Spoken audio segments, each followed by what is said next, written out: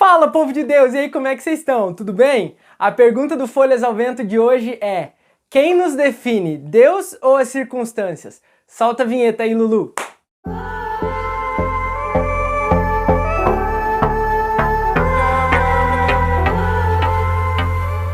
Pessoal, o texto que dá base para a reflexão de hoje fica lá no livro de Juízes, no capítulo 6, e vai falar sobre a história de um cara muito especial na palavra de Deus, um cara chamado Gideão. Esse tal de Gideão viveu numa época bem específica na história do povo de Israel. Era uma época onde eles estavam sendo perseguidos e massacrados por uma galera de uma terra chamada Midian.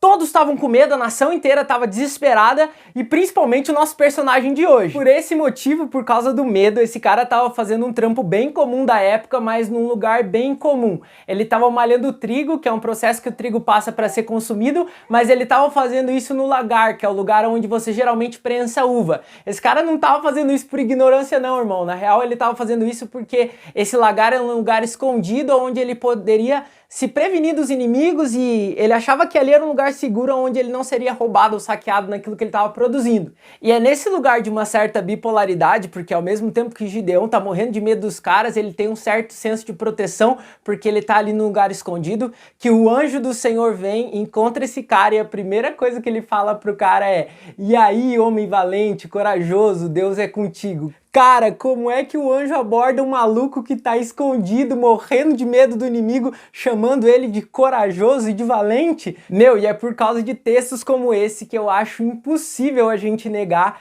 o fato de que Deus tem bom humor e tem muito bom humor. Mas o fato é que Deus não tá tirando onda com Gideão não, como pode parecer. Deus ele tá fazendo algo que ele faz direto comigo e com você.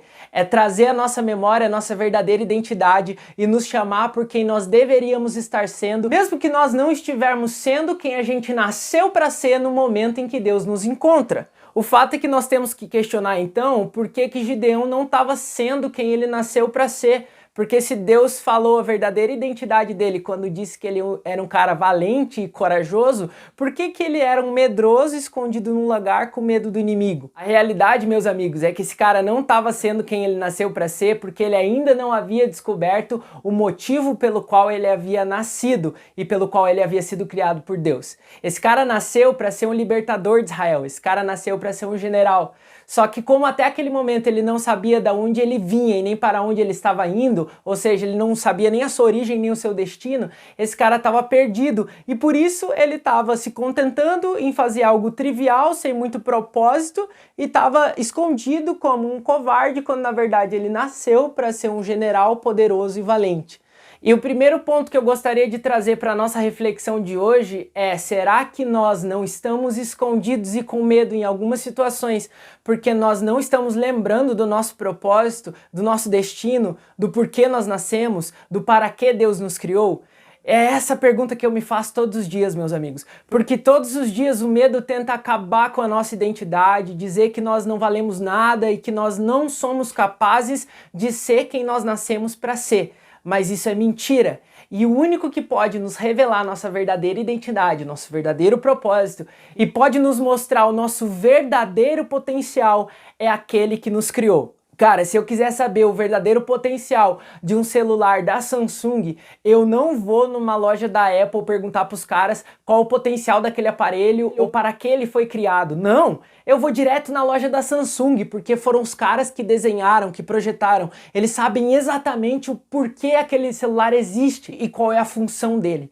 E o meu encorajamento para você hoje é: busque naquele que te criou. O motivo pelo qual você está aqui, o motivo pelo qual você existe, é por não sabermos o propósito da nossa existência que nós andamos fadigados, cansados, emocionalmente quebrados, com depressão, com ansiedade. E é como aquele velho ditado diz: se eu não tenho uma causa pela qual morrer, provavelmente eu não vou encontrar motivo para viver. Cara, nós temos que ter um foco, um objetivo, um para que e por quem nós levantamos pela manhã, nós trabalhamos, nós fazemos o que fazemos. Então, assim como Gideão, eu quero te encorajar a ouvir a voz do Senhor para que Ele te diga quem você é de fato e de verdade. E você, como Gideão, não se deixe ser definido pela circunstância que você está vivendo, porque ficou muito claro no texto que Deus também não te define pela tua circunstância, mas Deus te define pelo teu propósito eterno. Até porque se Deus definisse a gente pela circunstância, ele teria chego em Gideão e falado: e aí, covardão, que tá malhando trigo no lagar? Como é que você tá, meu truta? Deus não falou isso, cara. Deus olhou para ele, um cara covarde naquele momento, naquela circunstância, mas ele chama o cara pela verdadeira identidade. Ele fala: e aí, homem valoroso, valente, porque só Deus sabia pelo que e para que aquele homem foi criado. Então é isso, galera. O caminho é o da oração. Falar com o Pai, ouvir Deus, o que Ele tem para dizer a nosso respeito. E eu queria te convidar a fazer isso agora comigo. Bora orar só um pouquinho para a gente pedir a ajuda do Senhor para aplicar tudo isso que a gente acabou de ouvir? Senhor, em nome do Teu Filho amado Jesus, nós te pedimos que o Senhor nos abençoe e nos ajude a encontrar o nosso propósito. O motivo pelo qual nós existíamos, o motivo pelo qual o Senhor nos criou, para que nós possamos ter sentido na nossa existência, para que nós possamos viver uma vida plena, abundante, entendendo que nós estamos sendo quem nós nascemos para ser. Muito obrigado por ter criado um propósito para nós, Jesus, mesmo antes de a gente existir. Nós somos gratos ao Senhor por esse amor.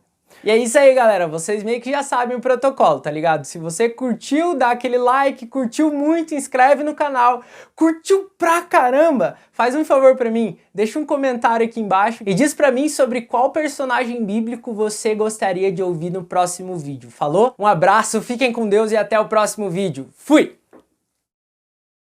Galera, esse canal no YouTube é totalmente produzido e dirigido pela nossa família. Então vão haver sempre duas presenças ilustres no nosso meio, nos nossos vídeos.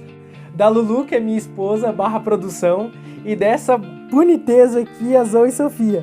Esses gritinhos que vocês estavam ouvindo, a coisa mais fofa do mundo, vai fazer parte dos nossos vídeos, tá? Porque a nossa casa é bem pequenininha e não tem como fugir disso. Então vai ser a nossa musiquinha de fundo. Tó, vai com a mamãe, meu bem. É isso.